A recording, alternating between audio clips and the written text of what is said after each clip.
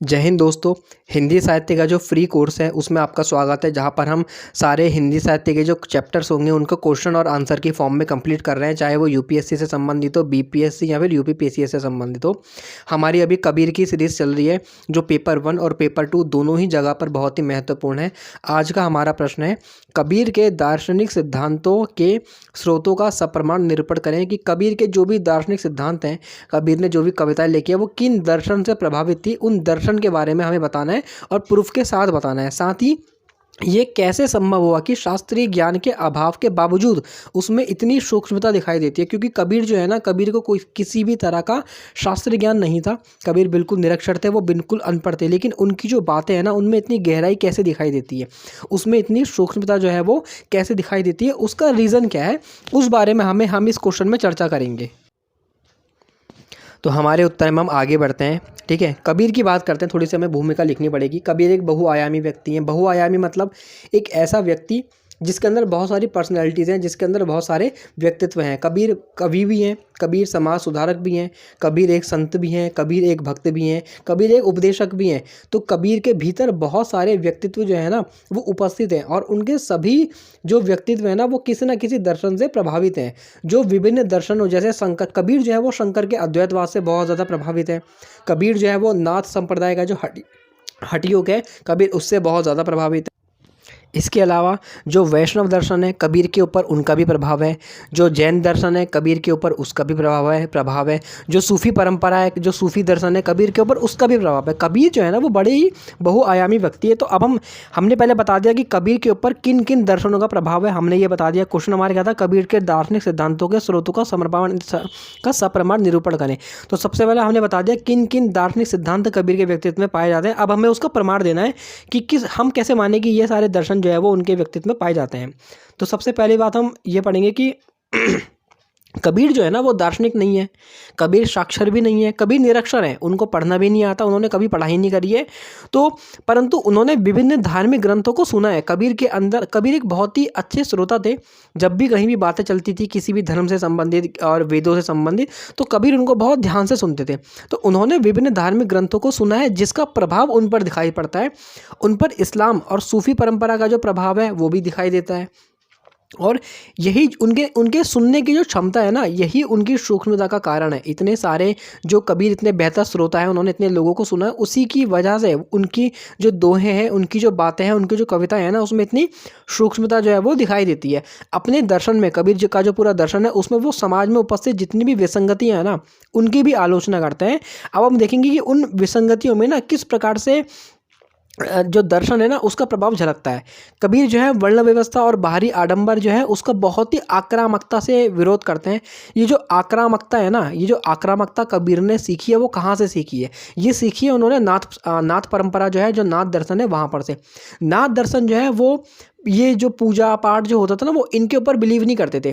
जो पूजा पाठ क्या होता है, ईश्वर को प्राप्त करने का या मोक्ष को प्राप्त करने का एक रास्ता होता है। लेकिन जो नाथ लोग थे उनका मानना था कि अगर आपको ईश्वर को प्राप्त करना है, अगर हमें मोक्ष को प्राप्त करना है, तो पूजा पाठ की बजाय योग करना चाहिए, ध्यान करना चाहिए, हठ योग करना चाहिए। ये नाथों का दर्शन था।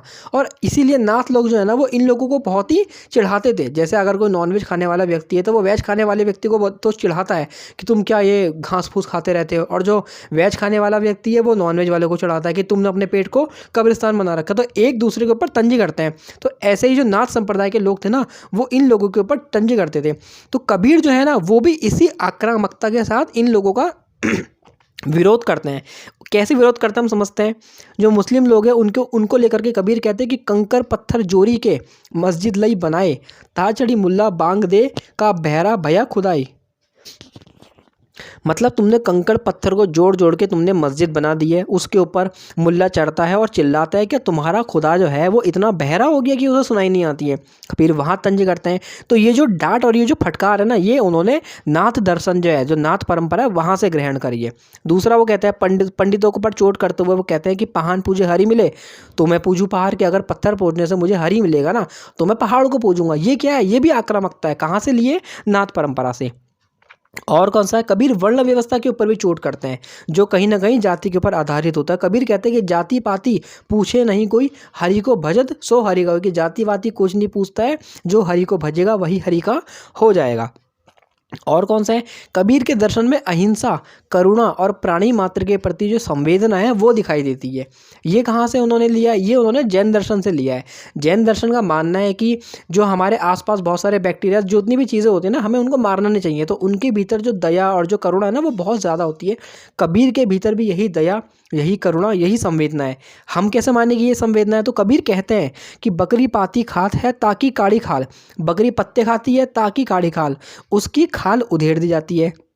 जे नर बकरी खाते, जो आदमी बकरी खा रहा है, तिनका कौन हवाल, उनका क्या हाल होगा। तो ये क्या है, ये जानवरों के प्रति कबीर के भीतर जो संवेदना है, जो करुणा है, ये उसको दर्शाती है। जो प्राणी मात्र के प्रति उनके भीतर संवेदना है, ये उसको दर्शाती है। और क्या है, कबीर जो है उनके ऊपर वेदांत दर्शन का भी बड़ा प्रभाव था, क्योंकि कबीर जो है वो शंकर से प्रभावित थे। शंकर का रास्ता था अद्वैतवाद।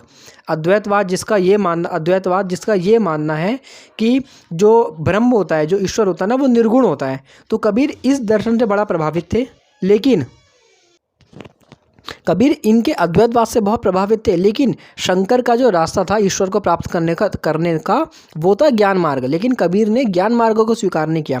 तो कबीर पर वेदांत दर्शन का जो अद्वैत वेदांत की शाखा है ना, उसका भी प्रभाव दिखाई देता है, जिस कारण कबीर ने अद्वैतवाद को मूल दर्शन के रूप में स्वीकार किया है। जो कबीर का मूल दर्शन है ना, वो अद्वैतवाद है। क्यों? क्योंकि अद्वैतवाद भी ईश्वर को निर्गुण मानता है, मतलब कि ईश्वर जो है वो गुणों से परे है, ना उसका कोई आकार है, ना उसका कोई रूप है। और जो कबीर है वो भी यही मानते हैं कि ईश्वर जो है वो निर्गुण है। तो कबीर का जो मूल दर्शन है वो अद्वैतवाद है।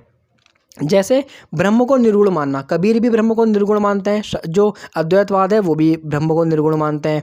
कबीर भी जगत को मिथ्या मानते हैं, सारहीन मानते हैं। जो अद्वैतवाद है वो भी जगत को मिथ्या और सारहीन मानता है।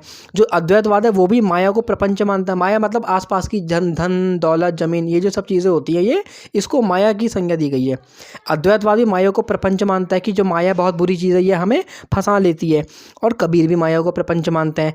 अद्वैतवाद भी कहता है कि आत्मा और ब्रह्म के एकत्व का निर्भर करने की बात करता है। कबीर भी यही कहते हैं कि आत्मा और ब्रह्म जो हैं वो दोनों एक ही हैं, अलग अलग नहीं है। इसलिए ईश्वर को बाहर मत पूजो, ईश्वर तो हमारे भीतर हैं। तो कबीर जो है वो शंकर के अद्वैतवाद से प्रभावित है, लेकिन उन्होंने शंकर का जो ज्ञान मार्ग है ना, उन्होंने उसको नहीं अपनाया। कबीर का जो ज्ञान मार्ग है शंकर का, उन्होंने उसको नहीं अपनाया। अद्वैतवाद का जो शंकर है, उनका मानना है कि अगर ईश्वर को प्राप्त करना है तो ज्ञान लो, बहुत ज़्यादा पढ़ो, वेदों को पढ़ो, उपनिषदों को पढ़ो, इन सब चीज़ों को पढ़ो। लेकिन कबीर नहीं मानते, कबीर कहते हैं कि नहीं। तो कबीर ने निर्गुण ईश्वर को स्वीकार कर लिया, जो अद्वैत वेदांत का ईश्वर है। लेकिन कबीर ने वैष्णव परंपरा, जो वैष्णव दर्शन है, जो वैष्णव परंपरा है, उससे उन्होंने ले लिया भक्ति मार्ग। वैष्णव परंपरा का मानना है कि अगर आपको ईश्वर को प्राप्त करना है तो आप तो कुछ नहीं करना है, आपको सिर्फ भक्ति करनी है और कुछ नहीं करना है। तो कबीर ने ईश्वर जो है वो अद्वैत वेदांत से ले लिया निर्गुण, और ईश्वर को प्राप्त करने का जो मार्ग है वो उन्होंने ले लिया वैष्णव परंपरा से, जो क्या है, भक्ति मार्ग है। तो कबीर कहते भी हैं कि मन मस्त हुआ तब क्या बोले, मेरा साहब है घर माही बाहर नैना क्यों खोले। कि मेरा जो साहब है, मेरा जो ईश्वर है, वो घर है, वो तो मेरे खुद के भीतर है, तो मैं बाहर जा कर के नैना क्यों खोलूँ, मैं बाहर जा कर के क्यों देखूँ। अब कबीर की जो इतनी सारी बातें हैं, इन छोटी छोटी बातों में, 2 लाइनों की बातों में कितनी ज़्यादा गहराई है, कितनी ज़्यादा सूक्ष्मता है, यही सवाल की डिमांड है। तो हम उस डिमांड को पूरा कर रहे हैं। और किस दर्शन का प्रभाव है कबीर के ऊपर? कबीर के ऊपर जो सांख्य और योग दर्शन है ना, उसका भी बहुत ज़्यादा प्रभाव है। सांख्य और योग दर्शन का मानना है ना कि जो बंधन होता है ना, उसका मूल कारण क्या है? सत, रज और तम गुण। जो भी हमारा बंधन होता है, जो पैसों के साथ हमारा लगाव है, जो जीवन के साथ हमारा लगाव है, जो गाड़ियों के साथ, इन सब चीज़ों के साथ, कपड़ों के साथ जो हमारा लगाव है ना, उसका जो मूल कारण है ना, वो 3 गुण होते हैं। उसको बोला गया है सतगुण, रजगुण और तमस गुण। और जो कबीर है, कबीर भी यही कहते हैं कि जो माया है ना, वो त्रिगुणातीत है। त्रिगुणातीत मतलब उन माया के अंदर 3 गुण होते हैं। कबीर कहते हैं कि त्रिगुण फांस लिए कर डोले, बोले मधुरी वाणी। कबीर कहते हैं कि जो त्रिगुण है ना, ये जो 3 अवगुण है ना, ये फांस लेते हैं लोगों को, और ये बहुत ही मीठी वाणी बोलते हैं। जितने भी अवगुण हैं वो बहुत मीठी वाणी बोलते हैं, और अपनी मीठी वाणी बोल करके वो लोगों को अपने अंदर फांस लेते हैं। तो सांख्य दर्शन भी यही जो है 3 गुणों की बात करता है, और कबीर भी इन्हीं 3 गुणों की बात करते हैं। तो जो कबीर हैं, कबीर ने भी बंधन का मूल कारण किसे माना है? 3 गुणों को माना है। और जो सांख्य और योग दर्शन है, उसने भी बंधन का मूल कारण किसे माना है? 3 गुणों को माना है। तो ये जो बंधन का मूल कारण है ना, वो कबीर ने किस दर्शन से लिया है? सांख्य और योग दर्शन से। तो ये प्रभाव है। और कौन सा है? कबीर के दर्शन में ना समता मूलक विचारधारा दिखाई पड़ती है। समता मूलक मतलब ऐसी विचारधारा जो सभी लोगों को एक समान मानती है, बिना किसी जाति, धर्म और वर्ण के भेदभाव के। ये जो समता मूलक विचारधारा है ना, वो कहाँ से लिए कबीर ने? वो कबीर ने लिए इस्लाम दर्शन से। जो सूफी दर्शन थे, जो सूफी लोग थे, उनसे कबीर ने ये समता मूलक की धारणा ली है, क्योंकि कहीं ना कहीं इस्लाम जो है वो सब लोगों को एक समान मानता है। तो कबीर कहते भी हैं कि जाति पाति पूछे नहीं कोई, जाति पाति कोई नहीं पूछता, हरि को भजे सो हरि का होय। कि जाति और जाति वगैरह कोई नहीं पूछता है, जो हरि को भजेगा वो हरि का हो जाएगा, और हरि के सामने सब लोग जो है वो एक समान है। जाति के आधार पर हरि जो है वो भेद नहीं करता। तो ये कहाँ से लिया है उन्होंने? इस्लाम दर्शन से। और कौन से? और 2 लाइनों में कितनी सूक्ष्मता है, आप ये देखो, 2 लाइनों में गहराई कितनी है, यही सवाल की डिमांड है।